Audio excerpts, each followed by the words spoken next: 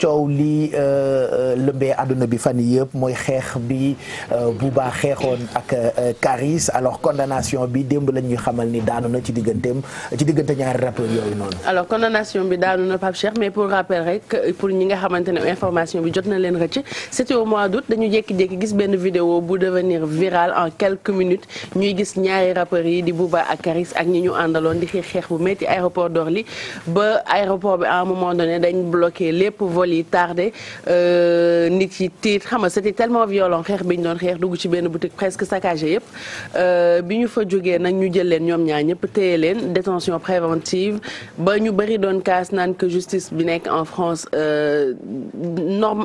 yamalewul ñëpp daal parce que gisoon nañ fi ki nga xam ne mooy liggéey ak Macron dooroon ay nit kenn tëju ko ñaar ñi xeex ñu tëj leen mu def coow bu rëy ci réseaux sociaux yi ñii di leen xas ñii di leen défendre actuellement nag dañ leen jugé ñoom ñaar ñëpp à 18 mois avec sursis ak amende 50 000 euros.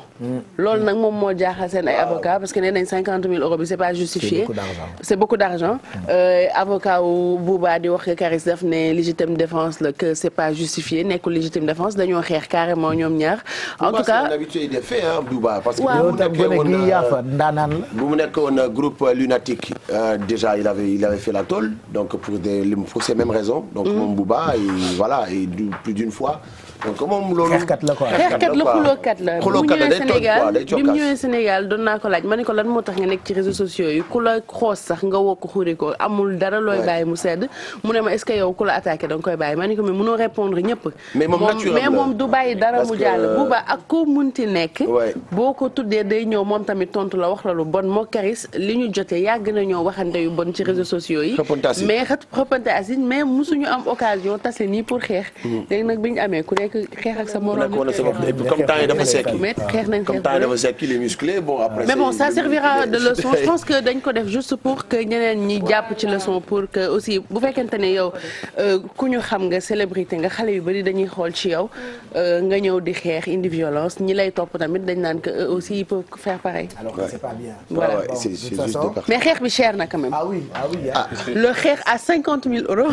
cher 18 mois de prison avec sursis c'est-à-dire que ci 18 mois yi lu ñu munti def ci loo xamante ne normalul loi da koy tere dañuy delluwaat jël quoi bon ben c'est ça donc loolu mooy condamnation bu jëm ci xeexu ñaari rappeurs français yooyu noonu Booba Yafa xam naa Awa Yafa la bokkal ak ki nga xam ne ni mooy Caris merci pour cette information et puis dégg nañu itam ni après Facebook Google tamit amoon na faille bu ko daloon. alors c'est leur application Google Plus pour expliquer un petit peu Google Plus lan la Google dañu presque internet moom lépp ñoom ñoo ko gagné looy seet Google ngay wax c'est devenu ci merci la bokk léegi Google ñëpp a ko xam ñoom li leen métti mooy bi nit ñi di lancer réseaux sociaux ils se sont pas lancés en même temps donc loolu daf leen rëcc il y a 3 ans ils ont lancé Google Plus moo nekk seen réseau social il y a 540 millions de personnes yu ko am mais seulement 300 000 personnes ñoo ko utiliser régulièrement donc mujjee wu ñu mën a daaneel Facebook problème bi leen ci fekk nag mooy dañ doon def audit ci mois de mars bi passé et ils se sont rendu compte que 500 000 comptes yu nekk Google Plus dañ leen piraté dafa am faille informatique boo xamante ne day am yenn application yu ciy dugg information nit yi fa inscrire yëpp la ñuy am adresse sexe âge lépp information boo fa dugal mën nañ ko récupérer donc ñoom loolu xamoon nañ ko depuis le mois de mars mais waxuñu dara dañ ko noppiwaale xaw ma dañ doon jéem a ut solution ou bien mais affaire bi daal génn na ba nga xamante ne actuellement nit yi dañ leen di laaj ay explication lan moo tax ñu xam faille boobu ba pare noppiwaale ko ba finalement dañuy wax que Google Plus boo moytuwul dafay tëj. voilà donc c'est ça l'actu. au cas où ngeen am compte Google Plus. voilà surtout affaire de données personnelles yi donc. pas compte mail bi. non oui Google mais Plus réseau social bi réseau social bi voilà oui tu disais. oui je dis toujours nit ku ci nekk moom booy cocher conditions yi xoolal liiral. mais c'est écrit en petit. mais lii da ngay am paresse.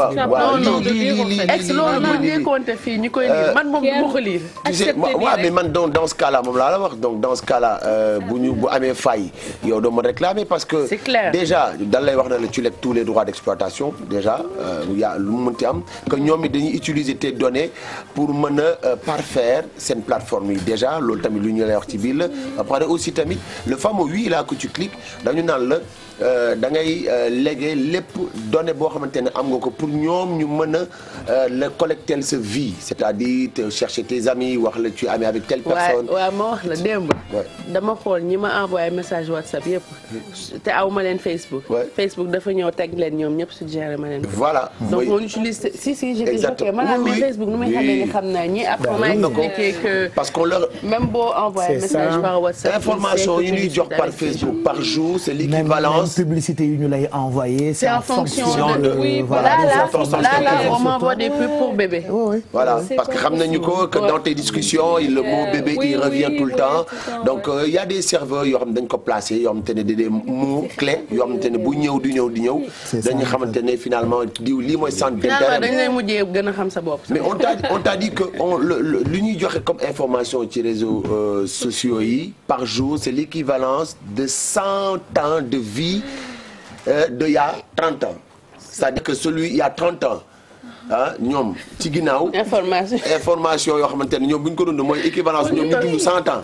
et information yi ñu dajale pendant 100 ans yëpp nous on le donne en une journée. t'imagines c'est énorme. Google xamal nañu lépp daal. On lui a tout donné. Maintenant, on veut même, regarde, si tu acceptes, il te dit, je veux accéder à ta carte SD, je veux accéder à tes photos, je veux accéder à ton répertoire.